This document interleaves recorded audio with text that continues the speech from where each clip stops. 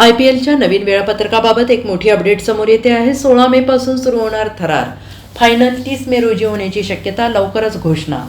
भारत आणि पाकिस्तानमधील तणावामुळे IPL 2025 एका आठवड्यासाठी स्थगित करण्यात आले, पण आता BCCIने ते पुन्हा सुरू करण्यावर काम सुरू केलं आहे। आता याबाबत एक मोठी अपडेट समोर येते आहे, जिथे BCCI रविवारी त्यांचे संपूर्ण वेळापत्रक जाहीर करू शकते आणि त्याचा अंतिम सामना आता 25 मे रोजी नाही तर 30 मे रोजी खेळवला जाईल असं सांगितलं जात आहे।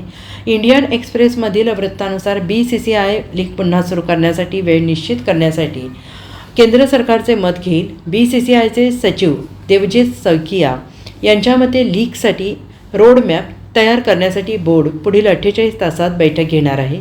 लीगमध्ये सध्या 16 सामने शिल्लक आहेत, ज्यात 4 प्लेऑफ सामने आहेत। Bureau report, SBN Marathi, Delhi.